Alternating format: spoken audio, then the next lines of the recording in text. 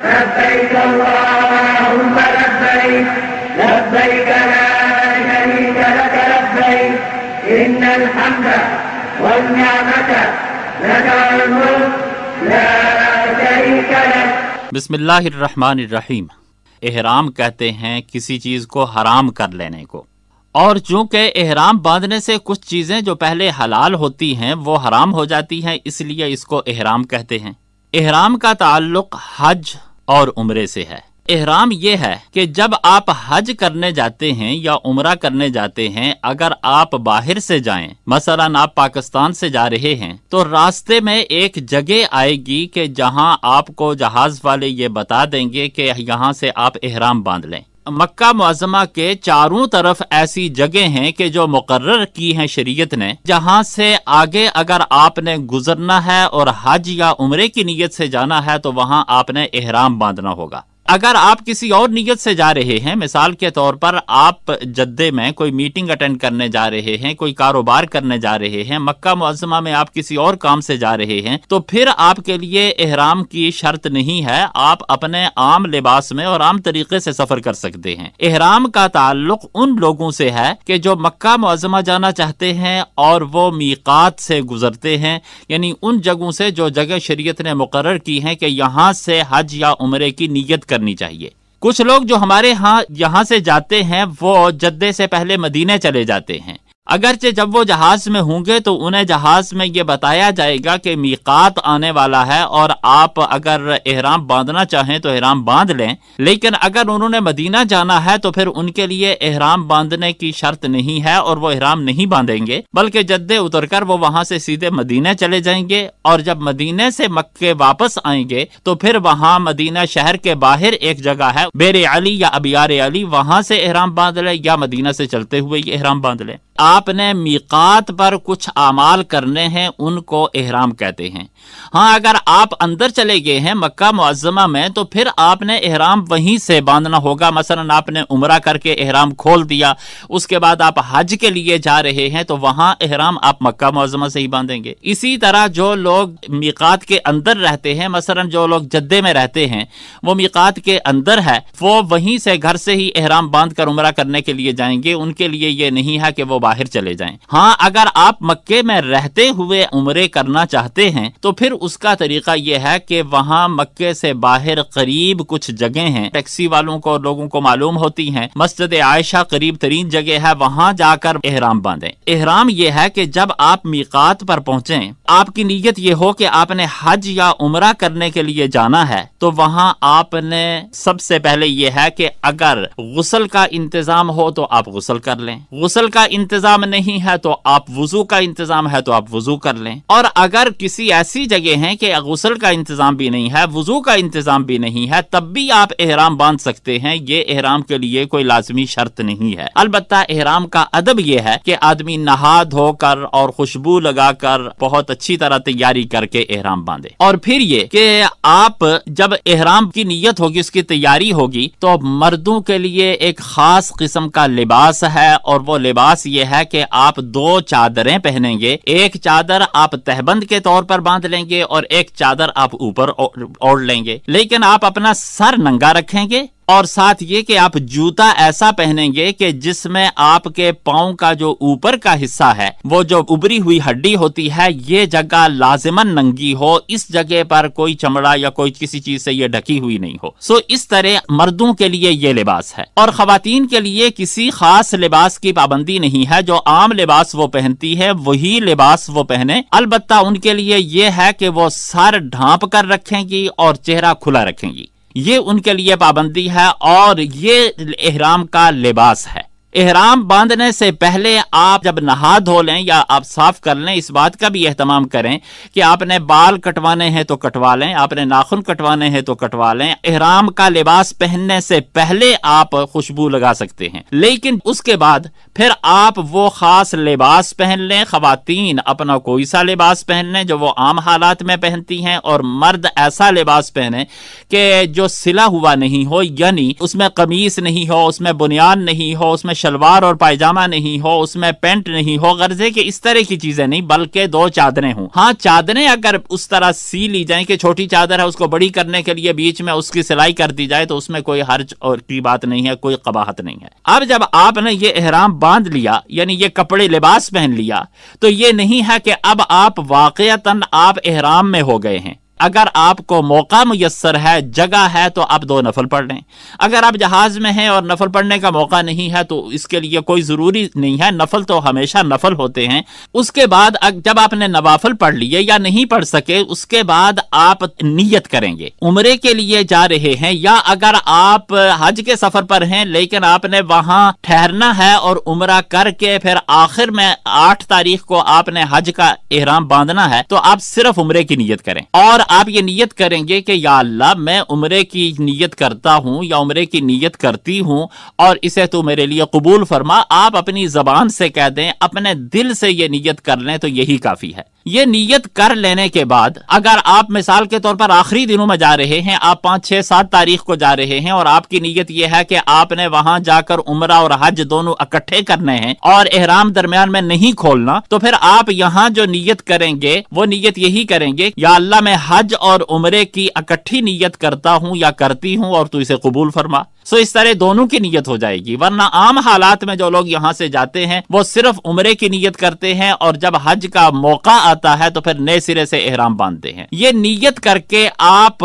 کچھ کلمات پڑھیں گے، ان کو تلبیہ کہتے ہیں۔ خواتین آہستہ آواز سے پڑھیں گی اور مرد اسے بلند آواز سے 3 دفعہ پڑھیں گے، اور وہ ہے لبیک اللہم لبیک لبیک لا شریک لک لبیک ان الحمد والنعمت والملک لک لا شریک لک۔ یہ آپ کو کتابوں میں لکھا ہوا مل جائے گا بہت آسانی سے، اور آپ اس کو یاد ہو جائے گا، وہاں سبھی لوگ پڑھ رہے ہوں گے، آپ بھی یہ پڑھیں۔ جب آپ نے نیت کر لی تو اس کے بعد اب آپ احرام میں ہو گئے، اب آپ پر کچھ پابندیاں آ گئی۔ جو کام آپ پہلے کر سکتے تھے کہ ایک وہ اب نہیں کر سکیں گے، اور ان میں کچھ تو ایسی چیزیں ہیں کہ جو عام حالات میں بھی گناہ کے کام ہیں، لیکن جب آپ نے احرام باندھا ہوا ہو تو وہ گناہ زیادہ سخت اور زیادہ شدید ہو جاتا ہے۔ قرآن حکیم نے یہ کہا ہے کہ جو شخص حج کی نیت کر لے فلا رفث ولا فسوق ولا جدال فی الحج، کہ نہ تو وہ بے حیائی کی کوئی بات کرے، نہ بے حیائی کے کام کرے، اور نہ کسی سے لڑائی جھگڑا کرے، نہ گناہ کا کام کرے۔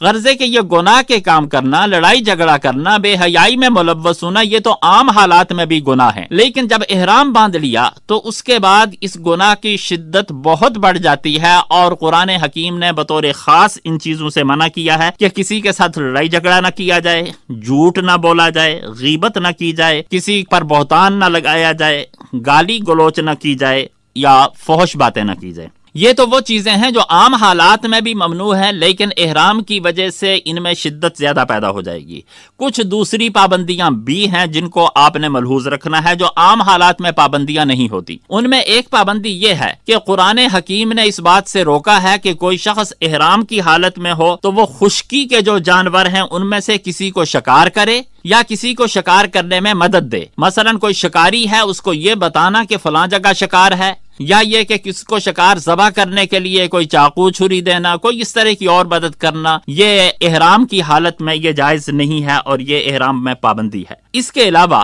احرام کی حالت میں یہ پابندی ہے کہ آپ بدن کے بال کسی جگہ سے صاف نہیں کروا سکتے۔ احرام سے پہلے آپ کو اجازت تھی اور آپ نے کروا لیے تھے، اس کے بعد آپ نہ سر کے بال، نہ داڑھی کے بال، نہ بدن کے اور جہاں کہیں غیر ضروری بال ہوتے ہیں کسی بھی جگہ سے آپ بال صاف نہیں کروا سکتے، اور اگر آپ ایسا کروائیں گے تو 1/4 اگر آپ نے بال کاٹ دیے تو اس پر آپ کو ایک قربانی دینا ہوگی، یعنی ایک جانور ذبح کرنا ہوگا جو آپ نے ایک غلطی کی ہے اس غلطی کے کفارے کے طور پر۔ اسی طرح ناخن نہیں کاٹ سکتے، اگر تو سارے دونوں انگلیوں کے یا دونوں ہاتھوں کے یا ایک ہاتھ کے ناخن سارے کاٹ لیے تو بھی قربانی دینا ہوگی۔ البتہ ایک آدھ ناخن اگر کسی نے کاٹ لیا تو اس کا کفارہ یہ ہے کہ کچھ نہ کچھ صدقہ کر دے اور اس کے لیے قربانی نہیں ہے، لیکن ناخن کاٹنے کی پابندی ہے، بال کٹوانے کی پابندی ہے۔ اور پھر مردوں کے لیے یہ پابندی ہے کہ وہ سلے ہوئے کپڑے نہیں پہن سکتے، اور اس سلسلے میں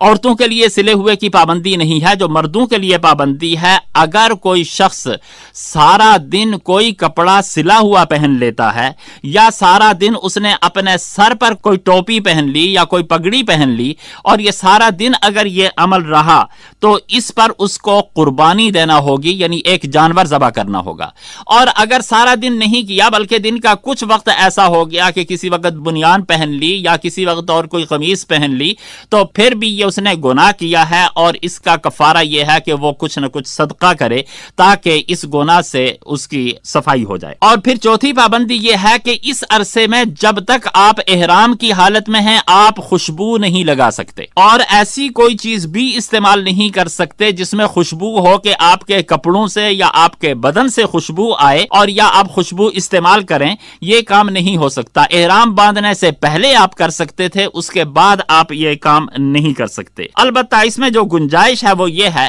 کہ بعض کھانے بڑے خوشبودار ہوتے ہیں، اور اگر کوئی خوشبودار کھانا پکا ہوا ہو اور وہ آپ کھا لیں یا اور کوئی ایسی خوشبو والی چیز آپ کھا لیتے ہیں تو وہ تو درست ہے، لیکن بطور خوشبو کے کسی چیز کو استعمال کرنا، مثلا آپ اپنے کپڑوں میں فرض کریں کہ اگر الائچی ہی باندھ لیتے ہیں اپنے احرام میں کہ خوشبو آتی رہے گی تو یہ بھی درست نہیں ہے، اور یہ بھی ایک گناہ کی بات ہے اور اس کا بھی کفارہ دینا ہوگا۔ جو سب سے بڑی پابندی احرام میں ہے وہ یہ ہے کہ میاں بیوی اگر دونوں سفر کر رہے ہیں، دونوں ہیں، تو ان کے لیے یہ پابندی ہے وہ باہمی میاں بیوی کا جو مخصوص تعلق ہے وہ نہیں رکھیں گے۔ اگر احرام باندھنے کے بعد سے لے کر 9 ذی الحجہ کے آخر تک، یعنی حج کا جو دن ہے عرفہ کا دن، اس تک، اس دوران میں اگر کسی میاں بیوی نے وہ اختلاط کر لیا تو ان کا حج ختم ہو گیا، اب اس سال وہ حج نہیں کر سکیں گے، اور اس کا کفارہ یہ ہے کہ ان میں سے ہر ایک اپنا اس حج توڑنے کے کفارے کے طور پر ایک ایک اونٹ ذبح کریں گے، اور دوسرا یہ کہ وہ اگلے سال یا جب انہیں توفیق ہوگی دوبارہ حج کرنے آئیں گے اور وہ حج قضا کریں گے۔ یہ پابندی 9 ذی الحجہ تک تو ایسی ہے، یعنی حج ہو جانے تک تو ایسی ہے کہ اس دوران میں اگر کہیں بے احتیاطی ہو گئی تو سرے سے حج نہیں ہو سکے گا اور کوئی فائدہ نہیں ہوگا اس سفر کا۔ البتہ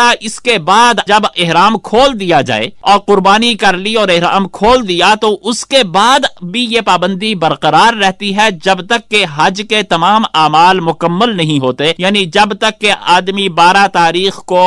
رمی جمار کر کے فارغ نہیں ہو جاتا اس وقت تک یہ پابندی برقرار رہتی ہے۔ لیکن اگر کسی نے 9 کے بعد خلاف ورزی کی ہے تو پھر اس کا حج تو ہو جاتا ہے، البتہ اس کو قربانی دینا ہوتی ہے، جانور ذبح کرنا ہوتا ہے، اور جانور ذبح کرنے سے اس غلطی کا کفارہ ہو جائے گا۔ اس کے علاوہ میاں بیوی اگر ساتھ حج یا عمرہ کر رہے ہیں تو انہیں اس بات کی بھی احتیاط رکھنی ہے کہ مخصوص تعلق کے علاوہ بھی میاں بیوی کی جو باہمی بے تکلفی کے اعمال ہوتے ہیں ان سے بھی وہ گریز کریں، اور ایسا کوئی کام نہیں کریں کہ جس سے مخصوص بے تکلفی جو میاں بیوی میں ہوتی ہے ایسی کوئی بات ہو، اور اس میں اگر کسی کو اس میں بے احتیاطی ہو جائے تو پھر اس میں اگرچہ حج باطل نہیں ہوتا لیکن اس میں بھی کفارہ دینا ہوتا ہے۔ یہ وہ پابندیاں ہیں کہ جو احرام کی حالت میں ہوتی ہیں، اور ان پابندیوں پر عمل کرنا ہوتا ہے، اور ان میں کوئی کوتاہی ہو جائے تو یا تو صدقہ دینا ہوگا یا قربانی کرنی ہوگی، اور بڑی کوتاہی ہو جائے تو پھر بکری کی یا بکرے کی قربانی نہیں بلکہ اونٹ ذبح کرنا ہوگا، اور اونٹ ذبح کرنے کے باوجود بھی اس سال حج نہیں ہو سکے گا۔ اس لیے ہمیں یہ چاہیے کہ جب ہم احرام باندھیں تو ان سارے مسائل کو یاد رکھ کر ساتھ لے کر چلیں، کہیں ایسا نہ ہو کہ ہم اتنا لمبا سفر کریں، اتنے اخراجات کریں، اتنی صعوبت برداشت کریں، اتنے شوق اور محبت سے جائیں، اور چھوٹی چھوٹی غلطیوں کی وجہ سے ہم حج کی برکات سے اور اس کی قبولیت سے محروم رہ جائیں۔ اللہ تبارک و تعالی ہمیں توفیق عطا فرمائے کہ ہم حج کے تمام اعمال صحیح طریقے سے اور سنت نبوی کے مطابق ادا کر سکیں تاکہ ہمارا حج اللہ کے حضور قبول ہو سکے۔ لبیک اللہم لبیک لبیک لا شریک لک لبیک ان الحمد والنعمت لک والملک لا شریک لک۔ This program is the sole property of Central Productions, Pakistan Broadcasting Corporation, Islamabad. Piracy in this regard is illegal.